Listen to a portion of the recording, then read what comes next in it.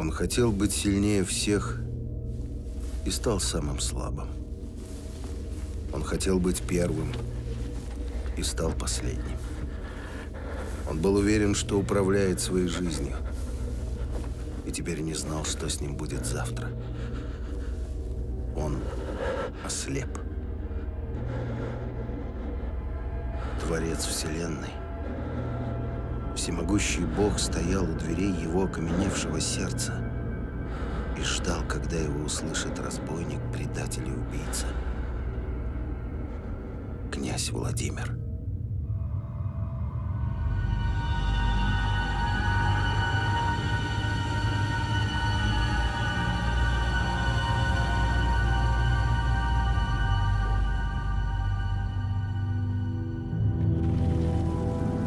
Киевский князь Владимир всегда добивался своего. Любой ценой. Не останавливаясь ни перед чем. В 18 лет он захватил власть в Киеве. К 20 годам заново собрал разрозненные русские земли и, добавив к ним новые, создал огромное государство. За 8 лет он совершил 10 победоносных походов, чем превзошел даже своего отца, великого воина.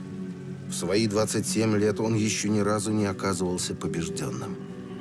Ему удавалось все. И как удавалось? Такого размаха и мощи на Руси еще не знали. Он собрал на своем дворе богов неба, земли и солнца. Он устраивал грандиозные жертвоприношения и сам был верховным жрецом.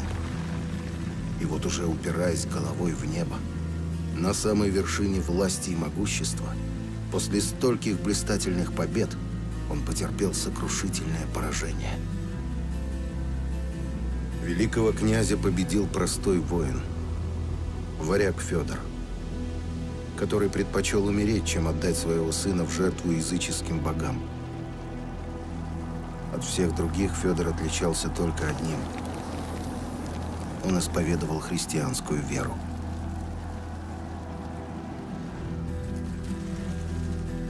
И это означало, что распятый бог христиан давал верующим в него огромную силу. Силу, неведомую язычникам. Время старых богов заканчивалось. Новое время властно требовало веры в единого Бога.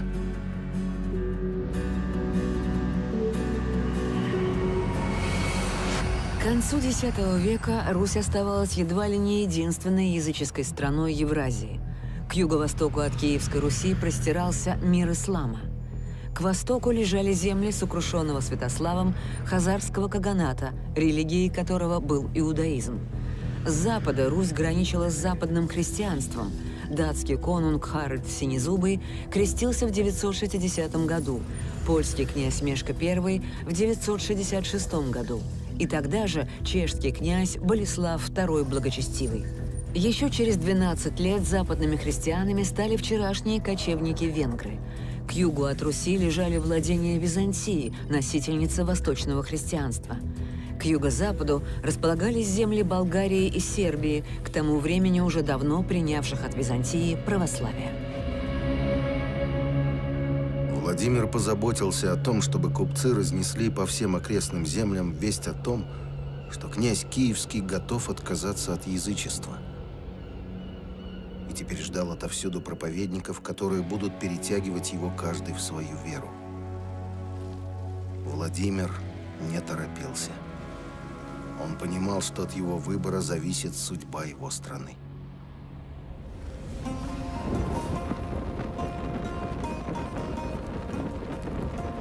Пришли болгары магометанской веры, говоря: «Ты, князь, мудр и смыслен, а закона не знаешь. Уверуй в закон наш и поклонись Магомету».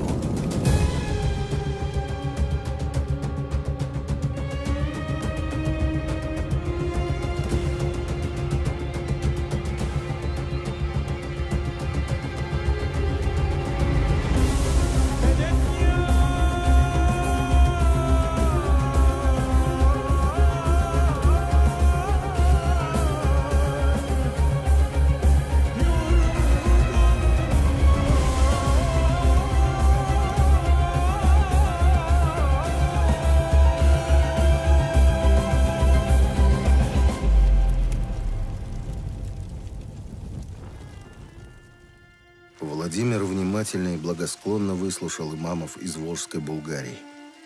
Расспросил об установлениях шариата. Дружина и бояре Владимира знали, что вера в Аллаха – это вера победителей. Князю понравились простота и строгость арабской веры, но не понравился запрет на свинину и вино. Имамы были ошарашены легкомыслием князя. Конечно, это была лишь отговорка. Великий Каган всех славян попросту не захотел чужого. Слишком не похожего по культуре, обычаям, по всему складу жизни на жизнь его народа. Неистовая и страстная вера мусульман, рожденная в раскаленных аравийских песках, показалась ему неподходящей для лесных просторов русской земли. Потом пришли немцы из Рима, говоря: «Пришли мы, посланные папой. Наша вера — свет. Кланяемся мы Богу, сотворившему небо и землю, звезды и месяц, и все, что дышит».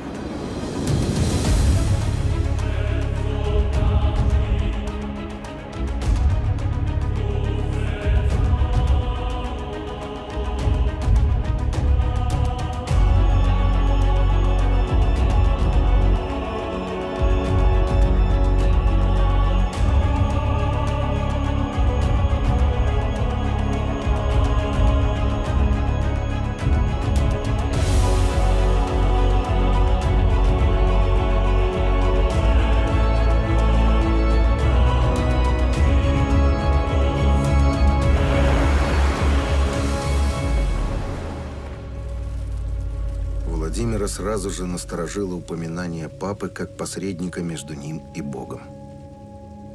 Необходимость признать над собой чью-то власть в земных делах его не устраивала. Но он хотел понять суть христианского учения, и поэтому сразу же задал главный вопрос. «В чем заповедь ваша?» Латинские миссионеры были наслышаны о неудаче мусульман и с готовностью предложили Владимиру то, что с их точки зрения было для него наиболее привлекательно. Пощение по силе. Если кто пьет или ест, то все во славу Божию, как сказал учитель наш Павел. Владимир был разочарован и отказал им без объяснения причин. «Идите обратно, так как отцы наши не приняли этого», невежливо намекая на то, как его отец Святослав изгнал из Киева посольство Папы Римского. Услышав об этом, пришли хазарские евреи и сказали: «Слышали мы, что приходили болгары и христиане, уча тебя каждой своей вере. Христиане же веруют в того, кого мы распяли, а мы веруем в единого Бога Авраамова, Исаакова и Иаковля».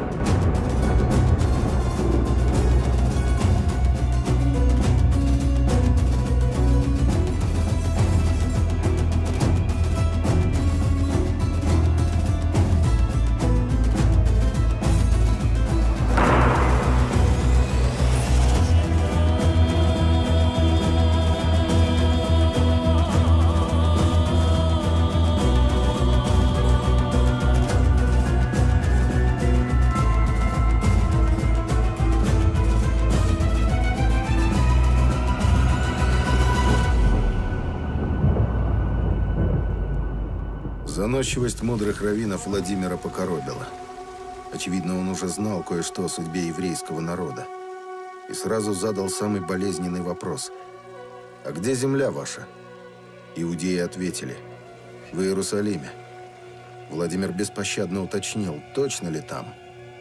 Раввины вынуждены были с болью признать, что земли у иудеев нет, ибо Бог разгневался на свой народ и рассеял его по лицу земли.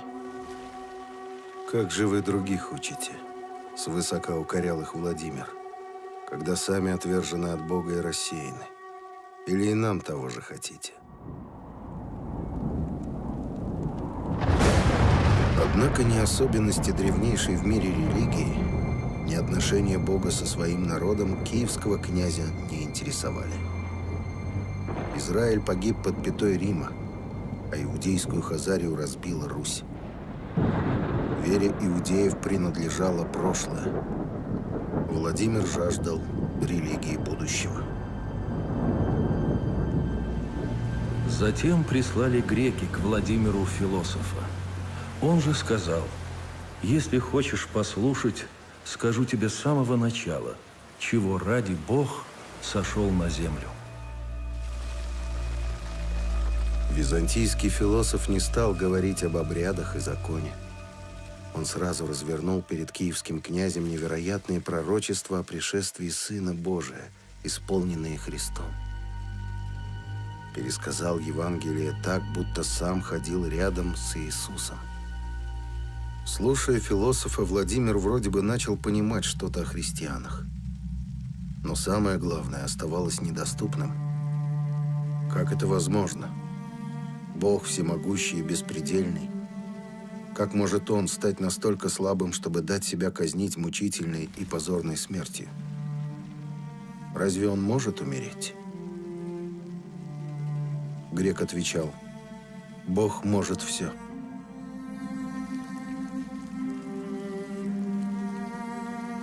В палате сгустилась тишина. Владимир долго молчал, тяжело с напряжением раздумывал. Наконец сказал философу, что все его слова сложил в сердце, но хотел бы еще подумать, посоветоваться, еще раз испытать разные веры.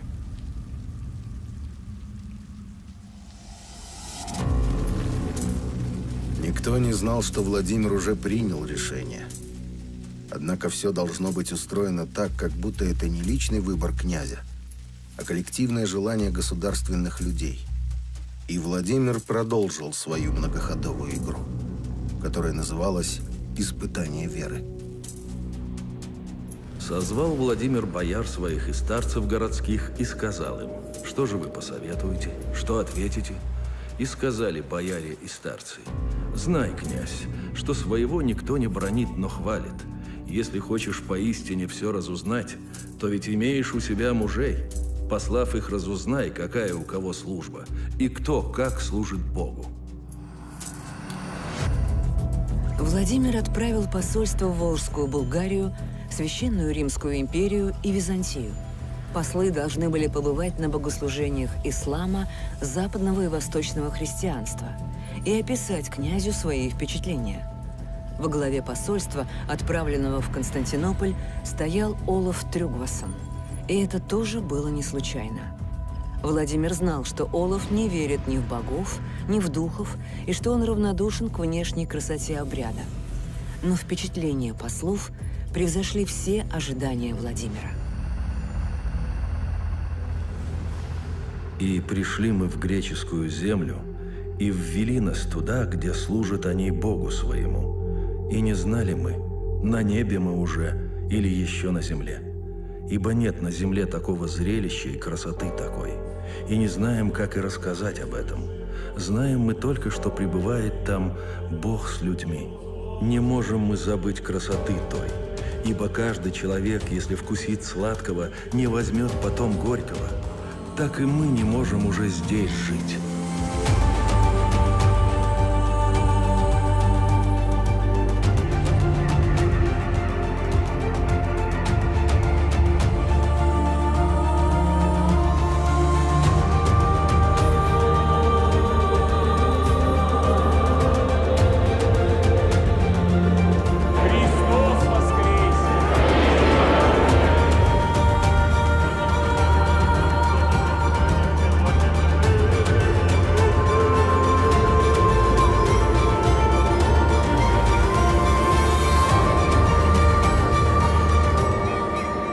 Сказали еще бояре: «Если бы плох был закон греческий, то не приняла бы бабка твоя Ольга крещение, а была она мудрейшей из всех людей». Это было именно то, что Владимир и хотел услышать. Он знал, какое богослужение произведет самое сильное впечатление. Ни в Волжской Булгарии, ни в Германии даже близко не было таких грандиозных храмов, как София Константинопольская. Храм Святой Софии в Константинополе был построен при императоре Юстиниане в VI веке и на протяжении 1000 лет, вплоть до строительства собора Святого Петра в Риме, оставался самым большим храмом в христианском мире. Его длина 75 метров, ширина 68 метров. В таком пространстве поместились бы 150 киевских дворов и не менее 400 языческих капищ. Расстояние от пола до вершины центрального купола более 55 метров. Диаметр купола 31 метр. И все это пространство было наполнено светом. Мрамор стены мозаики на золотом фоне, колонны из порфира, малахита, зеленой яшмы, драгоценная утварь, сияющая самоцветами, тканные золотом парчевые ризы духовенства, штат которого насчитывало более 500 человек.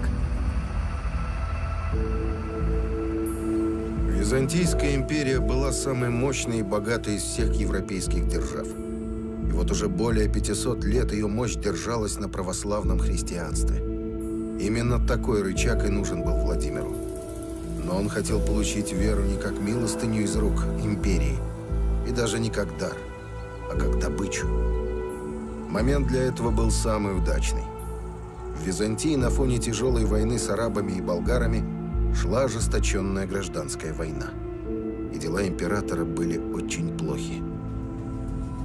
Гражданская война в Византии – это десятилетняя смута, происходившая в начале правления императора Василия II Болгаробойцы. Мятеж сразу двух высших военачальников – Варды Склира и Варды Фоки. 14 сентября Варда Фока открыто провозгласил себя императором и во главе вставшей на его сторону армии выступил на Константинополь.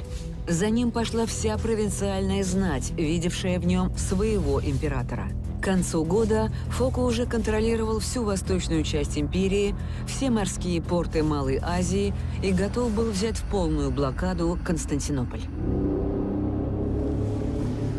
Царь Василий был озабочен Вардой Фокой по причине силы его войск и победы его над ним. И истощились его богатства, и побудила его нужда послать к Владимиру, царю русов, чтобы просить помочь ему в настоящем его положении. По договору 971 года, заключенного еще князем Святославом с императором Иоанном Цимисхием, русское государство было военным союзником империи. Вместе с миссионером-философом в Киев прибыло целое посольство, чтобы получить от Владимира военную помощь, в которой император нуждался как никогда. Владимир был прекрасно осведомлен о гражданской войне в Византии и об отчаянном положении императора. Он заявил послам, что окажет помощь только в том случае, если император согласится отдать ему в жены свою родную сестру, царевну Анну. Послы пришли в ужас. Это условие выполнить было невозможно ни при каких обстоятельствах.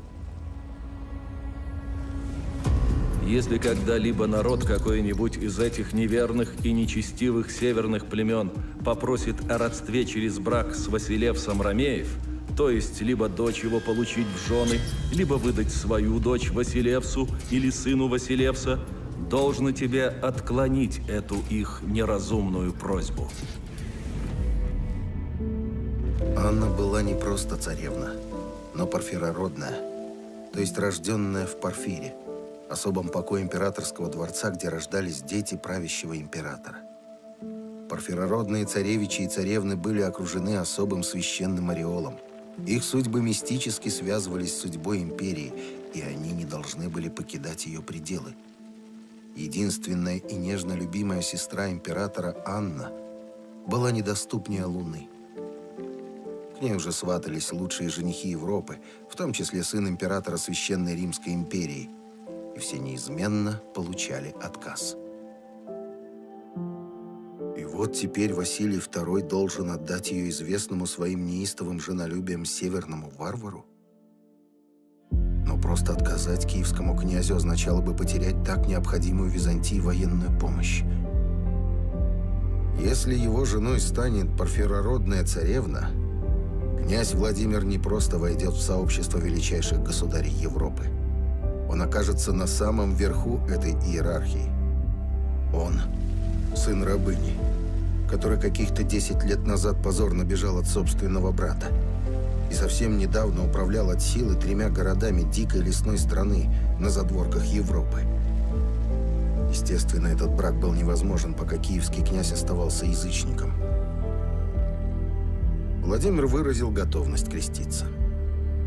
И теперь ждал ответа из Константинополя. Ответ пришел. Очень быстро. И вызвал всеобщее изумление. Император Василий принял условия князя Владимира.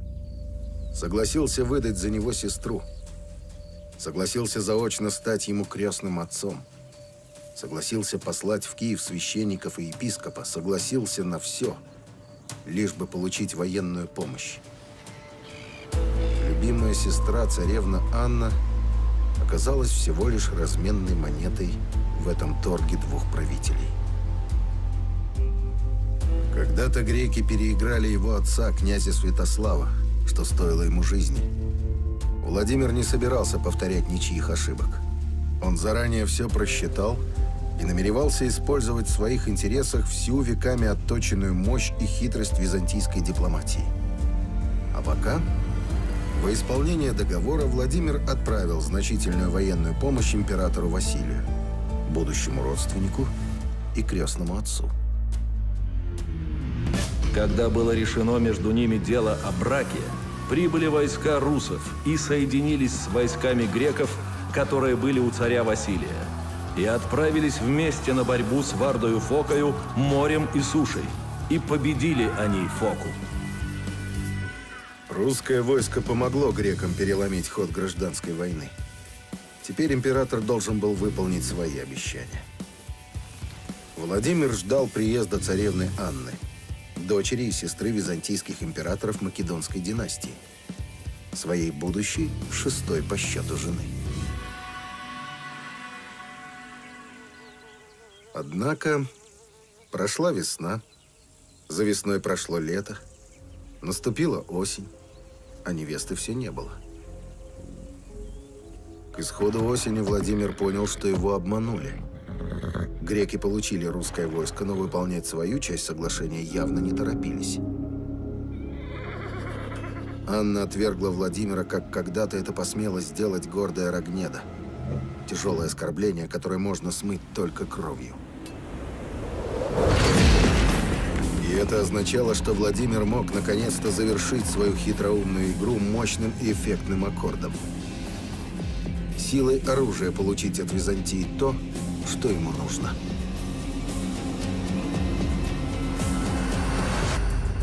Киевский князь пошел войной на Корсунь, северные ворота империи, главную крепость и оплот Крыма. Город, который русские именовали Корсунь, а византийцы Херсон, изначально назывался Херсонес, от греческого «херсонисос» – полуостров, и был основан в V веке до нашей эры как древнегреческая колония. В X веке нашей эры Херсонес представлял собой мощную крепость, считавшуюся неприступной. С севера Черное море, с востока залив, нынешняя карантинная бухта Севастополя, с запада залив, который сейчас называется Стрелецкой бухтой. Со всех сторон город был окружен каменными стенами до 15 метров высотой и от 3 до 10 метров толщиной. На самых опасных участках была возведена дополнительная боевая стена. С момента основания и до конца X века Херсонес пережил множество осад, но не был взят врагом ни разу. Владимир подошел к Корсуни с большим войском. Около 6000 человек на 200 ладьях. И быстро убедился – штурмом город не взять. Русы были сильны своим натиском в ближнем бою. Воины под его предводительством не раз побеждали в открытых сражениях. Но штурмовать многометровые каменные стены и башни им еще не приходилось. Владимир велел соорудить насыпь, чтобы по ней войти в крепость поверх стен. Но греки сделали пробоину в нижней части стены и через нее подкапывали насыпь, унося землю внутрь города. В течение 6 месяцев город стоял неколебимо. В конце концов, князь применил проверенный метод. Если враг не сдается, значит, дело решит измена. И вот некий муж-корсунянин пустил стрелу, написав на ней «Перекопай и перейми воду. Идет она по трубам из колодцев, которые за тобою с востока». Владимир же тотчас повелел копать на перерез трубам.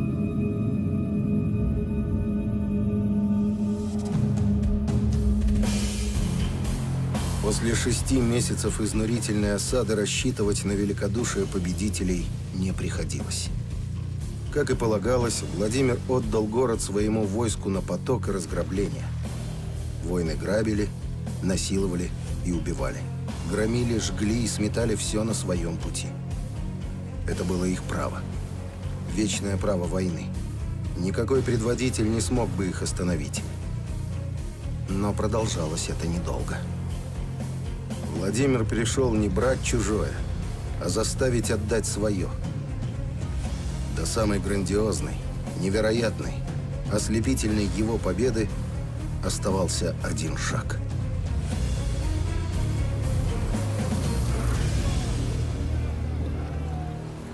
Узнав о падении Корсуни и осознав, что угроза Владимира далеко не пустой звук, император предпочел более не искушать судьбу. Участь принцессы Анны была решена.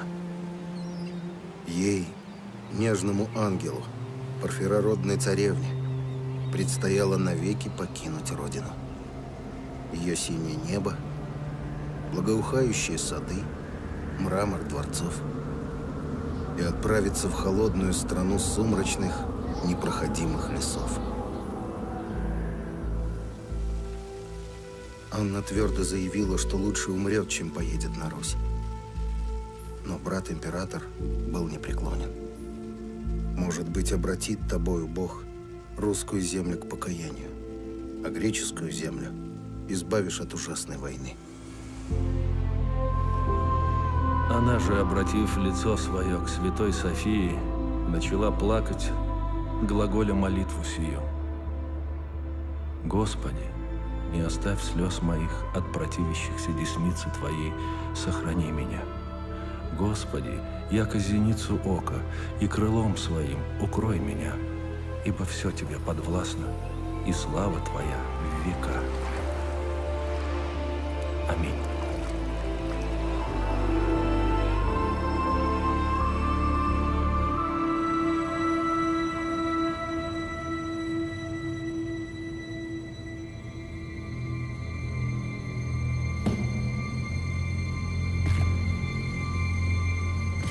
Киевский князь Владимир Святославич мог торжествовать. Без преувеличения, это была самая крупная победа за всю его жизнь. Он пришел на берег теплого моря, к вратам тысячелетней Ромейской империи, и вот врата рухнули под его пятой. Он возжелал самую недоступную в мире женщину, и вот скоро она станет его женой. Слава князя Владимира и сила его превзошли все мыслимые пределы. И нет под небом ничего, что могло бы его остановить.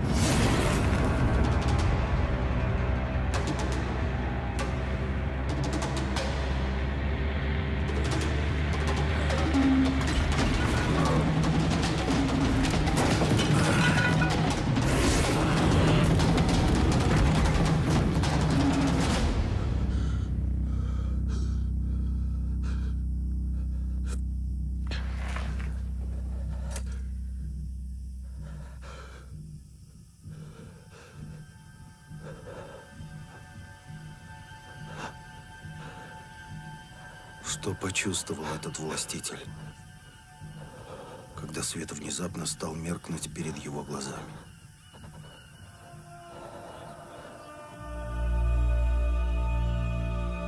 Слухи о буйстве и жестокости Владимира готовили Анну к самому страшному. Но когда спустя неделю плавания корабль Анны прибыл в Корсунь, она увидела перед собою жалкого слепца.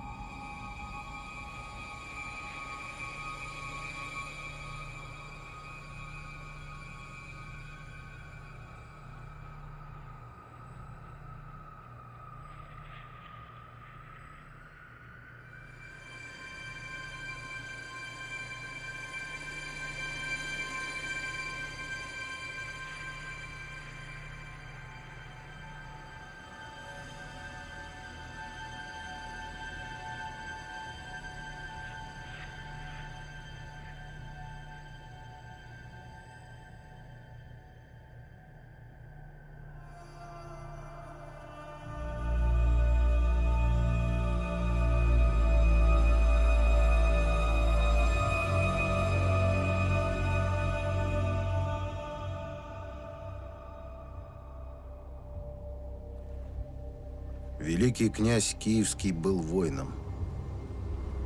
И сейчас он не ждал пощады ни от судьбы, ни от людей. Но когда в своей кромешной тьме он услышал тихий голос Анны, то это был голос человека, который ему сострадал. И было такое у Владимира первый раз в жизни.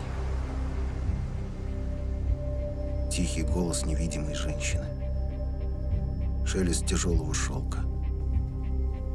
Еле уловимый аромат незнакомых цветов. Легкое, как крыло бабочки, прикосновение. Он хотел удержать ее, но не посмел даже пошевелиться. И он поверил ей мгновенно и безоговорочно. Как можно верить только в детстве.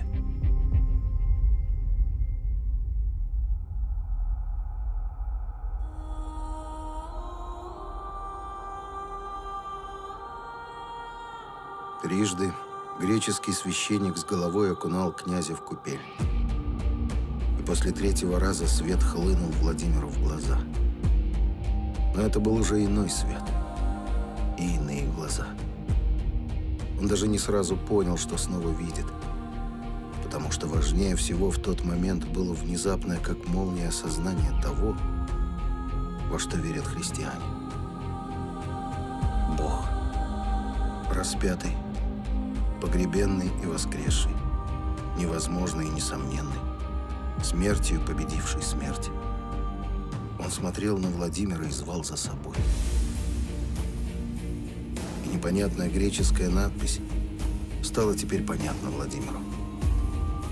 Эти слова он услышал своим ожесточенным и измученным сердцем. «Придите ко мне, все труждающиеся и обремененные, и я успокою вас».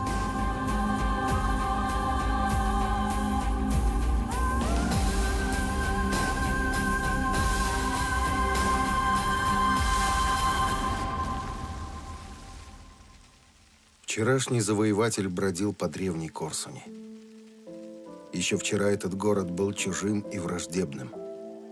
Сегодня он стал его родиной, местом рождения нового человека, раба Божия Василия.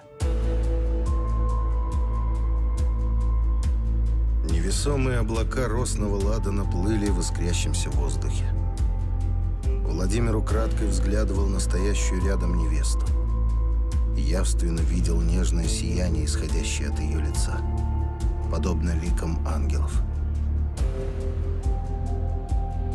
И увидел ясно лицо царицы, и поцеловал ее, и венчался с нею, и полюбил ее больше всего. Была ведь она любима Богом. А чудо этого же и многие из дружинников в войске крестились. Владимир и Анна проживут в любви и согласии много лет, и даже смерть не разлучит их. Владимир заранее позаботится об этом. Он вывезет из Корсуни 2 мраморных саркофага. Спустя 22 года их гробницы встанут рядом бок о бок в Десятинной церкви Успения Пресвятой Богородицы в Киеве, возведенной на месте двора первых христианских мучеников Федора и Иоанна, в самом сердце новой христианской Руси.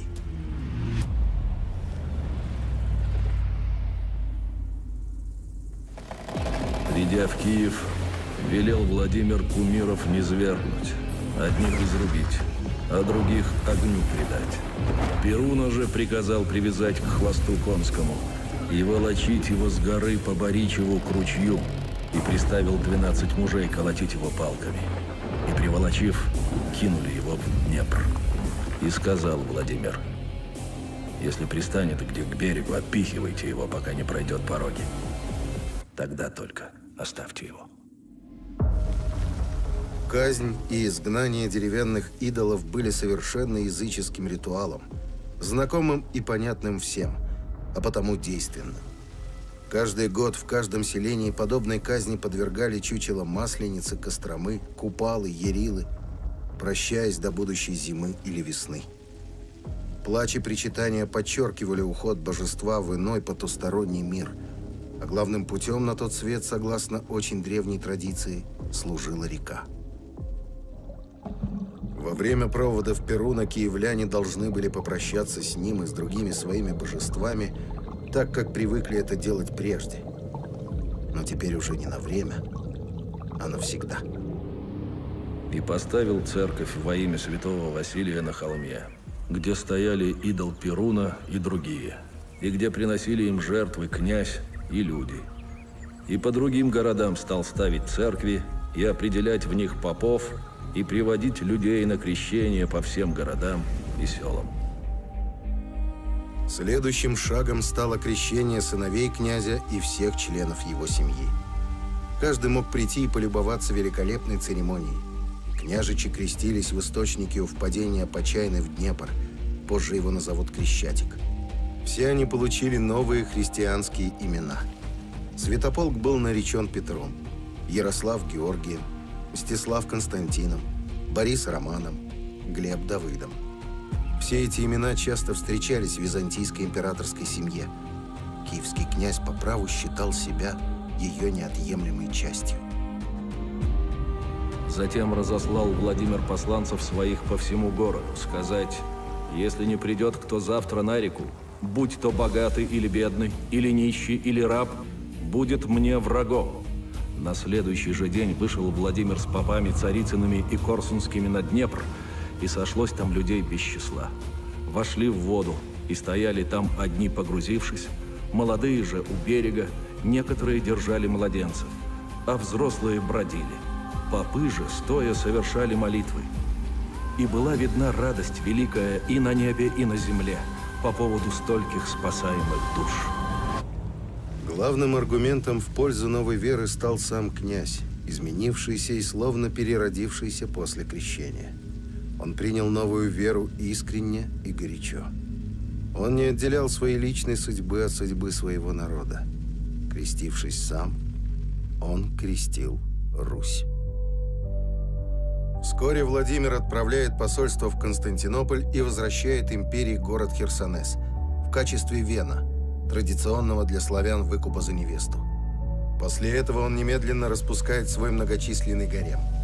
Причем заботливо устраивает дальнейшую судьбу каждой из своих жен и наложниц, замужество каждой вкупе с хорошим приданным. Строит во множестве храмы.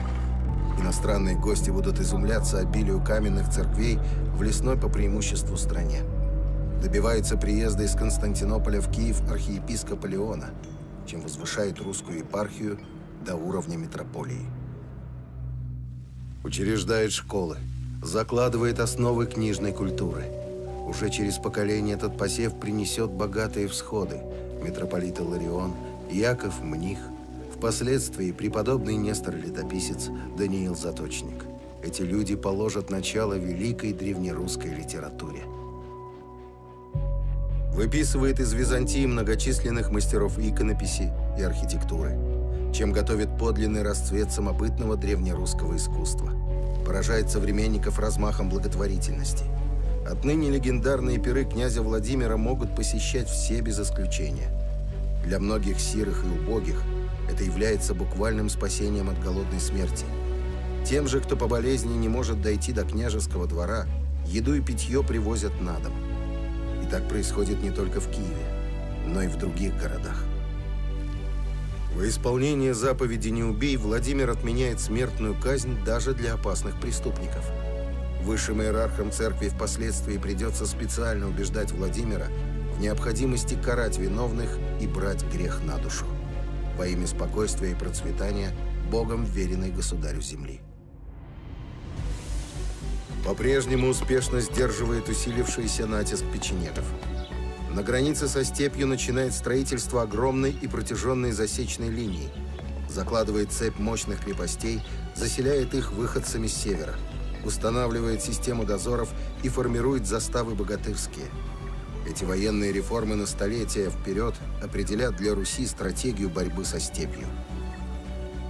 Путем заключения династических браков своих многочисленных детей прочно входит в семью христианских государей Европы. И уже через одно поколение митрополит Иларион с гордостью и по праву напишет: Ведь владычествовал он не в безвестной и худой земле, но в русской, что ведомо во всех наслышанных о ней 4 концах земли.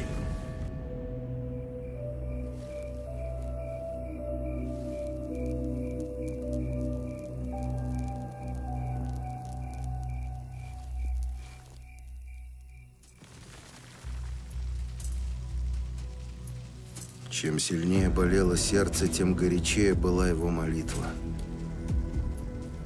К концу жизни на старого князя каменной плитой легло одиночество. Он вдовел уже 4 года и успел потерять 2 старших сыновей – Изяслава и Вышеслава. А со средними было совсем неладно. Святополк, сидевший в Турове и женатый на польской королевне, замыслил мятеж против отца при поддержке своего тестя польского короля, но был разоблачен и заперт в темницу. Ярослав, княжевший в Новгороде, вдруг отказался выплачивать Киеву традиционную дань, то есть открыто выступил против власти Киева и киевского князя. Владимир понимал, что необходимо идти в поход на Новгород, на родного сына Ярослава, чтобы предотвратить подобные попытки других посадников и воевод, чтобы не допустить смуты и распада Руси. И тогда он велел расчищать и готовить к походу дороги на Новгород, надеясь, что Ярослав устрашится и одумается. Ярослав устрашился и привел из-за моря варяжскую дружину, в точности повторяя юношескую историю самого Владимира. Отец и сын готовились к войне, любой исход которой был бы одинаково трагичен. Владимиру предстояло убить родного сына, либо взвалить на него тяжкий грех отцеубийства.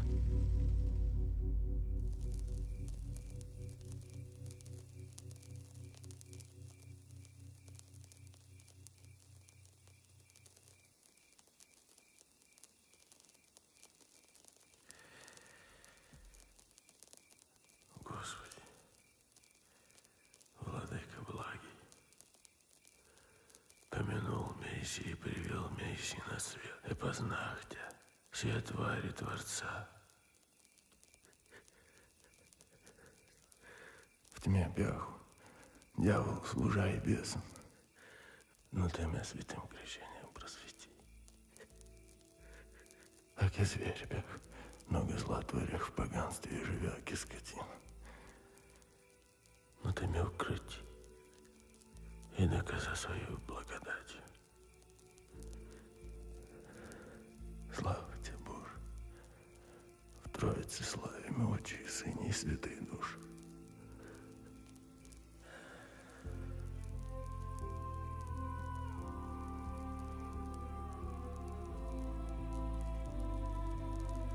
А чем меня хочешь и казните, казни сам меня, Господи. Бесам не предашь меня, Господи. Слава тебе, Боже.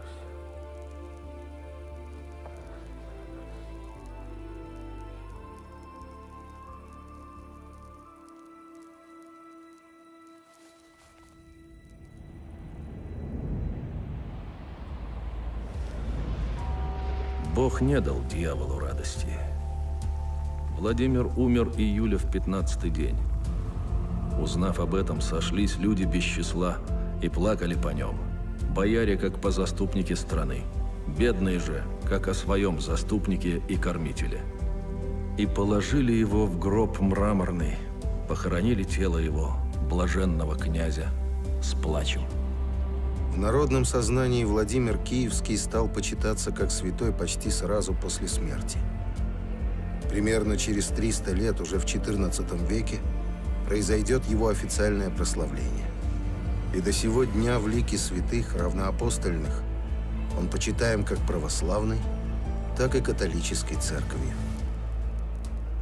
Но все это будет потом.